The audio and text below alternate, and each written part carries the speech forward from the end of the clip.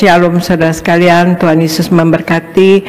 Saya percaya kita semua berada dalam lindungan Tuhan Yesus Kristus pagi hari ini. Amin saudara sekalian. Pagi hari ini saya akan membawakan tema firman yang berjudul melatih diri dalam bertekun. Melatih diri dalam bertekun saudara sekalian. Kata tekun adalah berarti sebagai ketetapan hati yang kuat atau teguh ya. Kata tekun berarti sebagai ketetapan hati yang kuat atau teguh, saudara, untuk bersungguh-sungguh dalam melakukan tugas apapun. Tekun juga berarti fokus, konsisten, dan tidak mudah putus asa terhadap apa yang sedang dikerjakan, saudara. Orang yang tekun melakukan tugas ya dan pekerjaannya pastilah akan berhasil dengan baik. Kita tidak mengandalkan kekuatan kita saja, tetapi juga kalau kita rajin dan tekun, pastilah akan menuai hasilnya, saudara sekalian ya. Dengan kata lain, kita bisa sukses apa yang dikerjakan. Firman Tuhan ya, di Ibrani 10 ayat 36 katakan, sebab kamu memerlukan ketekunan, supaya sesudah kamu melakukan kehendak Allah, kamu beroleh apa yang dijanjikan itu. Saya ulangi, Ibrani 10 ayat 36 katakan, sebab kamu memerlukan ketekunan, supaya sesudah kamu melakukan kehendak Allah, kamu memperoleh apa yang dijanjikan itu, saudara sekalian. Ini berarti orang yang tekun akan apa yang dijanjikan Allah, ya, sejauh kita melakukan kehendak Allah, yaitu firman-Nya, maka kita akan berhasil, saudara sekalian ya. Ya. Kamu memerlukan ketekunan, kata firman Tuhan, supaya sesudah kamu melakukan kehendak Allah, kamu memperoleh apa yang dijanjikan itu, artinya berhasil, saudara sekalian. Jadi bagaimana kita melatih diri kita untuk bertekun, saudara sekalian? Jadi yang nomor satu adalah kita harus memiliki iman yang tidak tergoyahkan. Coba Argo bacakan Kolose 1 ayat 23a, Argo, Kolose 1 ayat 23a. Kolose 1 ayat 23a.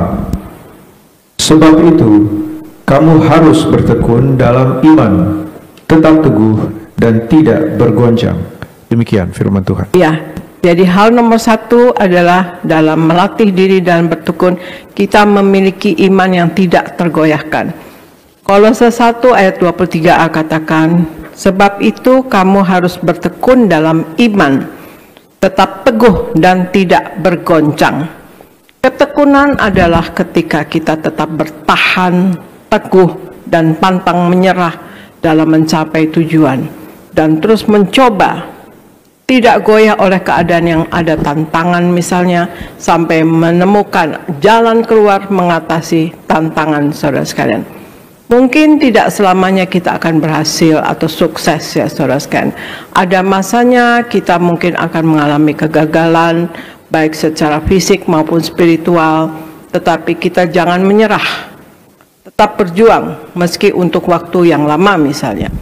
Dalam bertekun kita perlu iman yang serta daya tahan ya.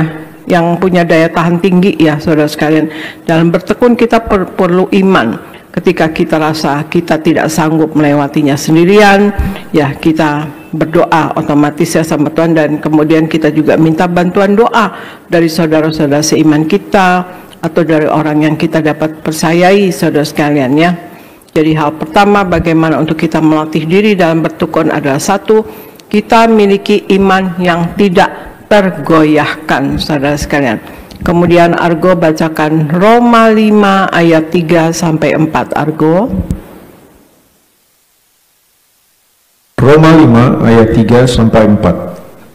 Dan bukan hanya itu saja, kita malah bermegah juga dalam kesengsaraan kita, karena kita tahu bahwa kesengsaraan itu menimbulkan ketekunan, dan ketekunan menimbulkan tahan uji, dan tahan uji menimbulkan pengharapan. Demikian firman Tuhan. Ya, makasih Argo.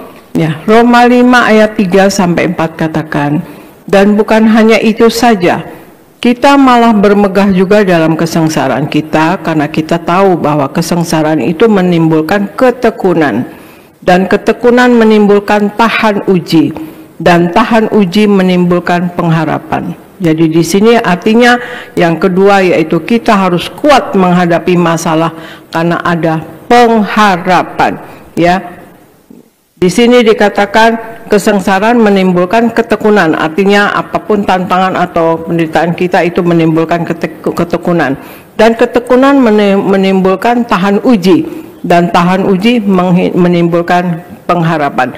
Jadi di sini yang kedua yaitu kita harus kuat menghadapi masalah karena ada pengharapan. Di dalam Tuhan ada iman, pengharapan, dan kasih. Paling besar adalah kasih, tetapi memang ada pengharapan, dan itu pasti, saudara sekalian. Daya tahan kita akan terlatih ketika kita alami masalah, tantangan, cobaan, kesulitan hidup, dan penderitaan. Memang ada dua pilihan, saudara, ya, yaitu tetap bertekun atau menyerah. Kalau kita menyerah, maka kita akan frustasi, kecewa, terpuruk, bahkan kehilangan harapan dan iman, saudara sekalian. Tapi kalau kita menyerah, akan menjadi bulan-bulanan juga dengan keadaan, saudara sekalian. Jadi kalau kita menyerah, kita jadi bulan-bulanan dengan keadaannya, saudara sekalian. Jadi kita diombang-ambing. Jadi baiknya ya sudahlah, kita pilih untuk tetap bertekun, ya saudara, karena harapan buah, ya. Kita harus bertekun aja tanpa kita mengharapkan buah atau hasil yang instan, ya. Kita nggak minta hasil yang instan, kita tetap bertekun. Tapi adalah kita ada kemauan untuk menjalani semuanya dengan rela dan gigih, saudara. Jadi kita berada di jalur yang seharusnya.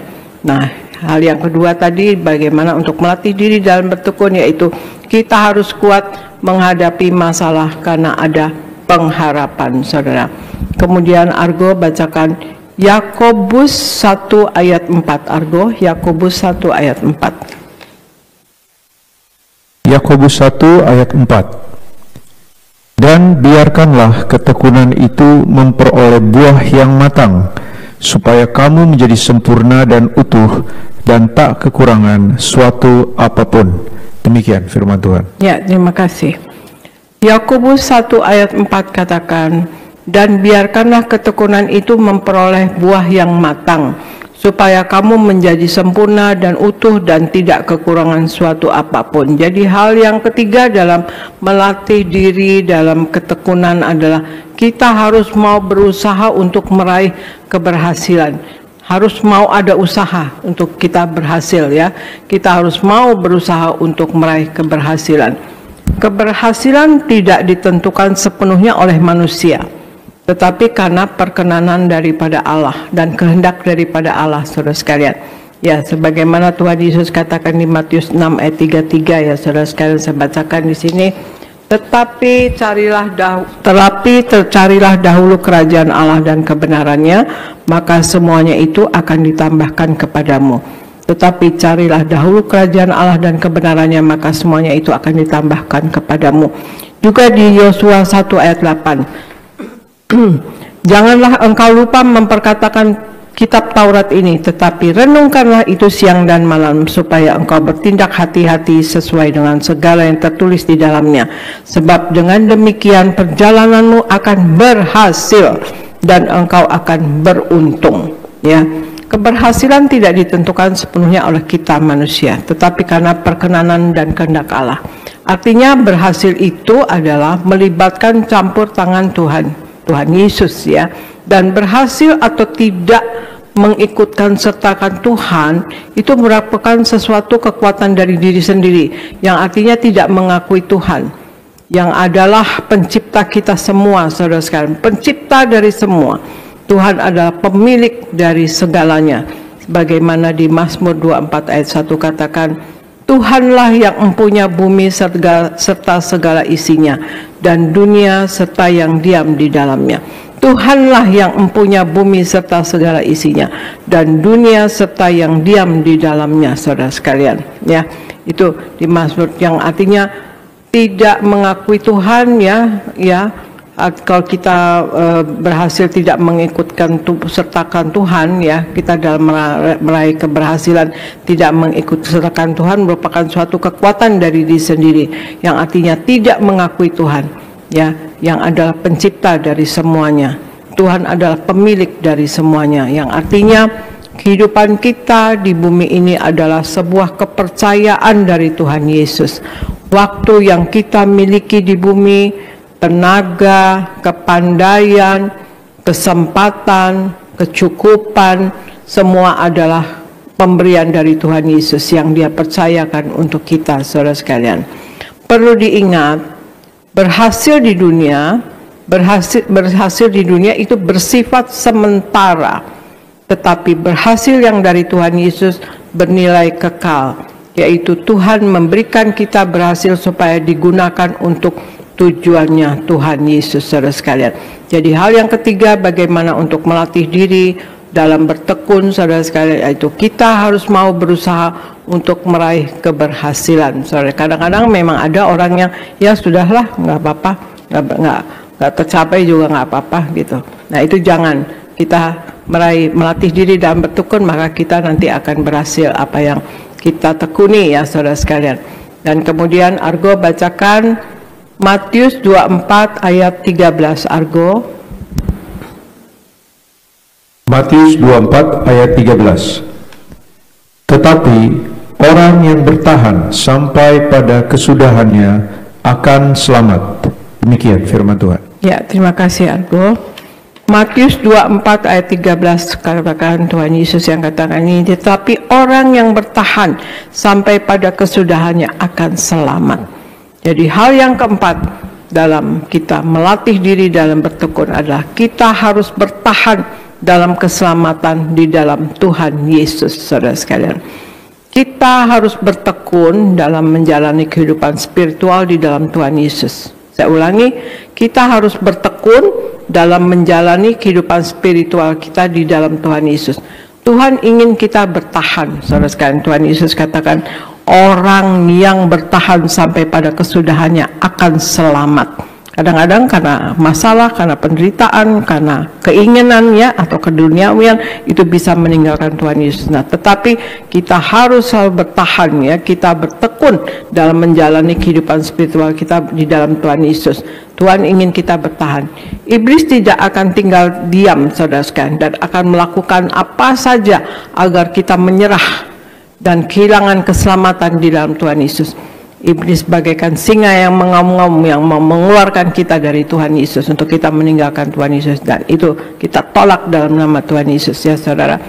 Serangan iblis yang membuat kita kesulitan dalam pekerjaan, saudara sekalian. Itu serangan iblis yang membuat kita gimana ya, jadi lemah misalnya ya.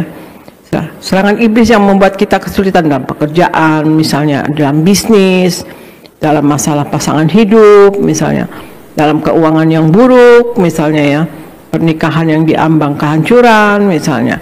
Nah, teruslah kita bertekun dan jaga fokus kita kepada Tuhan Yesus. Nah, kalau mengalami itu, kita bertekun menjaga fokus kita kepada Tuhan Yesus. Meskipun akan ada banyak pengorbanan yang harus kita hadapi, dekatkan diri kita kepada Tuhan Yesus. Semakin mengenal Tuhan dan mengetahui kehendak-Nya, kita bersyukur atas anugerah-Nya, maka kita akan mendapatkan kasih dari Tuhan Yesus, saudara sekalian. Renungkan firman Tuhan dan lakukan. Dan terus melatih diri untuk bertekun di dalam proses yang Tuhan izinkan dalam hidup kita. Nah, renungkan firman Tuhan dan lakukan, jadi pelaku firman. Dan terus melatih diri dan untuk bertekun di dalam proses yang Tuhan izinkan dalam hidup kita. Jadi hal yang keempat, bagaimana kita melatih diri untuk bisa bertekun, saudara sekalian, yaitu kita terus bertahan dalam keselamatan di dalam Tuhan Yesus. Jadi ada 4 hal, saudara sekalian, untuk melatih diri dalam bertekun adalah: 1, kita miliki iman yang tidak tergoyahkan. Iman nomor 1 adalah iman yang tidak tergoyahkan. Miliki iman yang tidak tergoyahkan, artinya tetap bertekun dalam setiap tantangan, tidak menyerah, tetap berjuang meski untuk waktu yang lama. Harapan saudara sekalian, keadaan yang sulit adalah tantangan untuk melatih daya tahan kita. Menyerah membuat kita kehilangan harapan dan iman. Yang ketiga, kita harus mau berusaha untuk meraih keberhasilan, karena keberhasilan tidak ditentukan sepenuhnya oleh manusia. Memang kita berusaha, tapi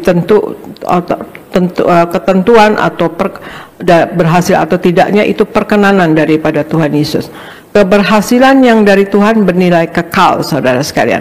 Dan keberhasilan dari Tuhan digunakan untuk tujuannya Allah.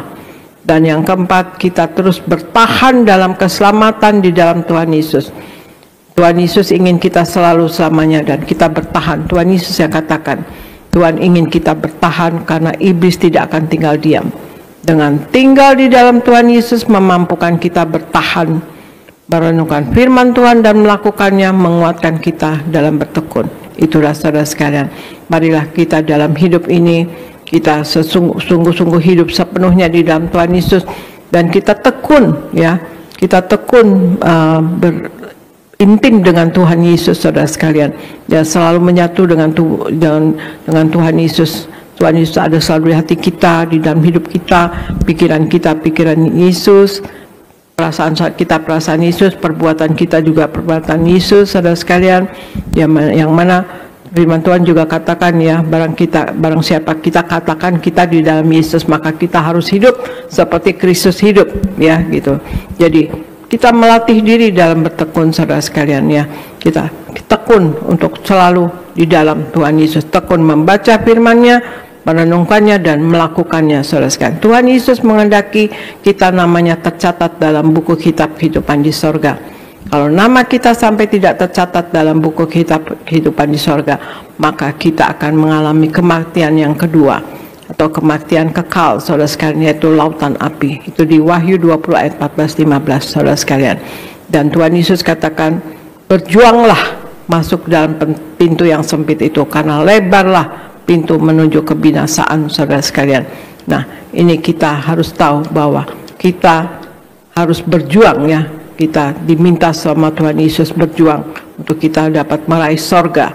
Seperti juga kita dapat meraih doa yang diajarkan oleh Tuhan Yesus, bahwa hidup kita di bumi seperti di sorga. Itu ya, Allah sendiri loh yang menghendaki kita hidup di bumi seperti di sorga, saudara sekalian. Nah, itulah saudara sekalian, marilah kita, ya, mengikuti apa yang dikatakan oleh firman Tuhan. Tuhan Yesus katakan kita harus berkemenangan dalam hidup ini, saudara sekalian. Karena apa, ya? Tuhan Yesus bilang di Wahyu 3 ayat 20 bahwa barang siapa menang maka ia akan kedudukan bersama aku di atas tahtaku, sebagaimana aku pun telah menang, kata Tuhan Yesus, dan duduk bersama dengan Bapa di atas tahtanya.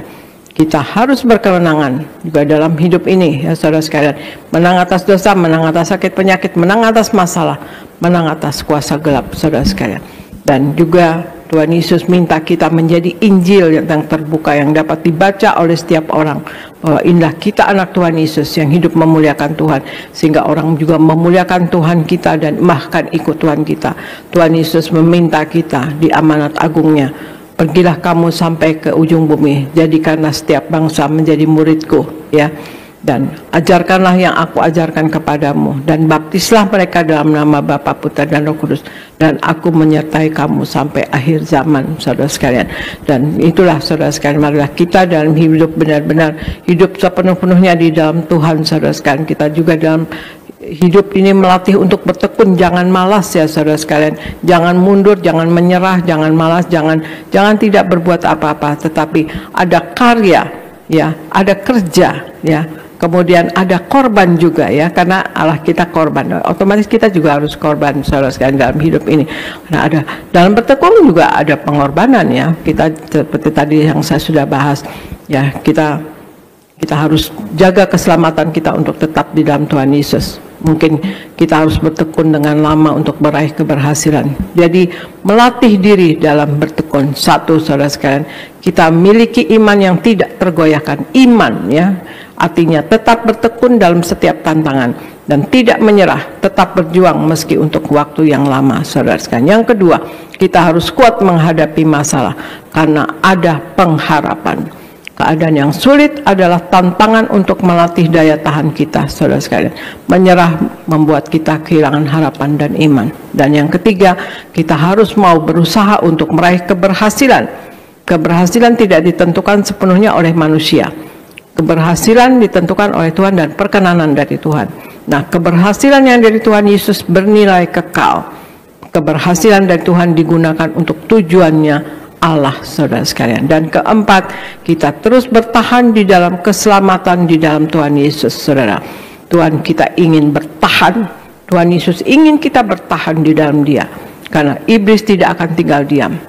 Dengan tinggal di dalam Tuhan Yesus memampukan kita bertahan. Merenungkan firman Tuhan dan melakukannya menguatkan kita bertekun. Itulah saudara sekalian 4 hal tadi, saudara sekalian, yaitu kita miliki iman, dan kuat, dan kemudian mau berusaha untuk berhasil, dan kemudian juga kita selalu berada di dalam Tuhan Yesus sampai selama-lamanya. Jangan pernah kita meninggalkan Tuhan Yesus, ya. Banyak yang dipanggil tapi sedikit yang dipilih, kata firman Tuhan. Dan yang selamat sampai di sorga adalah yang setia sampai mati, kata firman Tuhan, saudara sekalian. Itulah saudara sekalian, ini firman dari pemberitaan firman dari saya. Semoga menguatkan saudara. Marilah kita selalu bertekun selalu untuk intim dengan Tuhan Yesus, bergaul erat dengan Tuhan Yesus, dan selalu ada Tuhan Yesus, dan perbuatan kita perbuatan Kristus, saudara sekalian. Pikiran kita pikiran Kristus, dan hati kita hati Kristus, dan juga apapun yang kita miliki kita hidup, ya, kita hidup seperti Kristus hidup. Demikian saudara sekalian, saya percaya kita semua mau memuliakan Tuhan Yesus seumur hidup kita. Terima kasih, Tuhan Yesus memberkati.